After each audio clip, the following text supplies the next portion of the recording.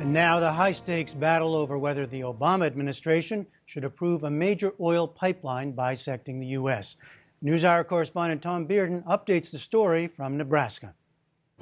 Hi, everybody. Thanks for coming. Just a quick announcement. Hundreds of landowners, environmentalists, and union members jammed into high school gyms, community halls, and rec centers in 6 states last week. They were trying to persuade State Department officials that a proposed pipeline will either create thousands of jobs or will destroy the life and livelihoods of family farmers throughout the Midwest. Creating jobs, enhancing energy independence, improving national security, the Keystone Pipeline will do all of these and more. All this is good for is big oil, and at our expense, with our lifeblood at stake. A Canadian company called TransCanada wants to build the Keystone XL pipeline. The $13 billion system would carry crude oil from the so-called tar sands region in Alberta to Houston, Texas for refining. The 1,700-mile-long pipeline would cross 6 states and go through the heart of Nebraska farm country. One of the largest aquifers in the world, the Ogallala, lies just beneath the sandhills of Nebraska. It provides the water for about 30% of all the irrigated cropland in the United States. People who run those farms around here are deeply concerned that a pipeline accident might seriously damage that resource. Susan Luebbe runs a ranch near Stewart, Nebraska. TransCanada mapped out a route that would cross about a quarter mile of her property. Last spring, she added political activism to her regular chores, trying to convince anybody who will listen that the pipeline is just too risky. We don't know why we have to put up with this kind of crap and why we work so hard out here and why we can get run over by a foreign company. I think we're going to let them know that they picked on the wrong people. Jane Klebb says the pipeline won't just cross the aquifer, that by being buried 4 feet deep, it will actually be in it. The Ogallala aquifer is really close to the surface, so a rancher can literally stick a pipe in the ground and water will come out of it, and that's how they water their cattle. Klebb runs a citizen advocacy group called Bold Nebraska. She says the company has had problems with other pipelines it operates in the U.S. and Canada. So TransCanada has already had 14 leaks in the United States, over 30 if you combine the leaks that have happened in Canada as well. There has been 1 leak here in Nebraska. They've also actually had to dug up the pipeline in 3 different areas in Nebraska for pipeline anomalies. Klebb and others also claim the type of oil the pipeline would carry is far more toxic than the lighter crude carried by other pipelines. You know, tar sands oil is 16 times more corrosive than traditional oil, which means that there'll be more pipeline ruptures, more leaks. And it also produces 3 times the amount of greenhouse gas emissions. And so not only is the oil not guaranteed for the United States, it's also a dirtier form of oil than traditional oil. Robert Jones is vice president of the Keystone XL project. He says the past spills were all minor and that extraordinary safety systems will be in place to prevent any large spill from ever happening. There's 16,000 sensors on the pipeline, and those sensors send data via satellite every 5 seconds. And we have a backup satellite and we have backup landlines. So we got to make sure those signals are always going back to the control center. If there is a pressure drop, the sensors pick that up and automatically shut down the pipeline. And Jones says there's nothing special about the oil either. The oil we move is a natural product, or the oil that comes out of the oil sands has to match the specification of this natural product.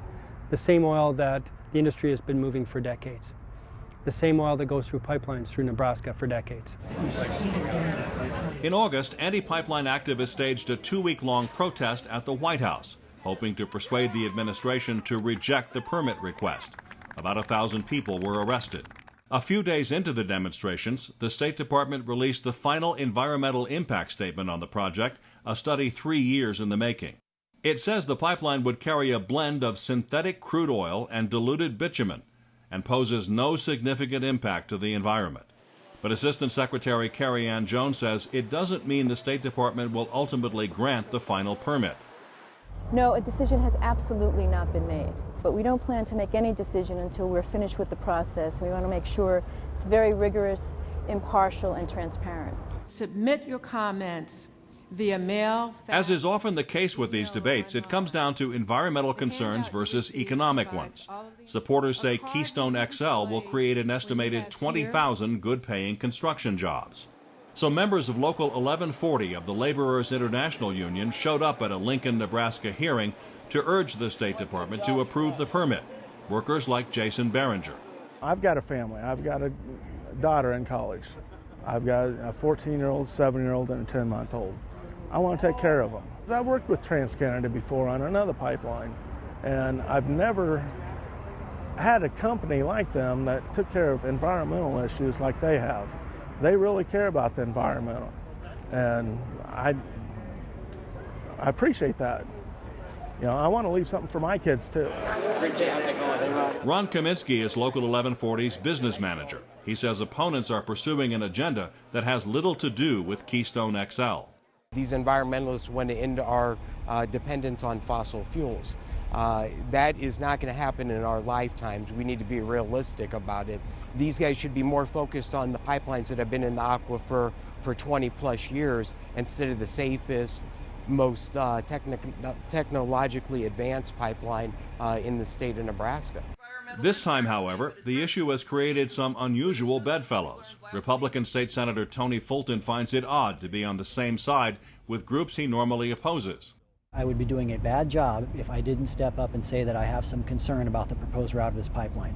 If that puts me on the same side as environmentalists or folks that I don't typically see eye to eye with, so be it.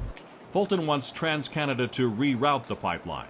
He's promoting legislation he hopes would give state government the power to force the company to bypass the aquifer. He says building this pipeline without Nebraska's input is a violation of states' rights. We ought to have some say as to how that pipeline makes its way through Nebraska. And at this point, it's been President Obama, Secretary Clinton, and TransCanada who have chosen this route. TransCanada Vice President Robert Jones says despite all the vocal opposition, the company has already secured easements from most of the landowners along the route. Very few utilities actually compensate landowners. We're going to compensate landowners. We first of all give them an easement value equivalent to the property land values. 95% of the time, everybody agrees on these terms. I don't believe that's true at all. There's a ton of us up here in the Sandhill region that have not signed. Susan Luebbe says TransCanada made ridiculously low offers, and when she refused, tried to intimidate her and her neighbors into signing, telling them they would receive nothing if the company exercised the right of eminent domain. Both sides accuse each other of playing fast and loose with the truth. Assistant Secretary Kerri-Ann Jones. Have you heard exaggerations? Have you heard falsehoods, half-truths? I think what we've heard is a lot of enthusiasm. Everyone is very enthusiastic. Very diplomatic answer. Well, you know, I do work for the State Department, but you know, everyone is very enthusiastic about their position, and I don't mean that lightheartedly. They're passionate about it, and so I think people pick up the pieces of information that are important to them in their position, which is what we do. We're humans, but we are, from the State Department, we're trying to take all of this together and see what is really best in the national interest. It's a very important project, and we're trying to sort of make sure we do it well. Jones says the administration is on track to make a final decision by the end of the year.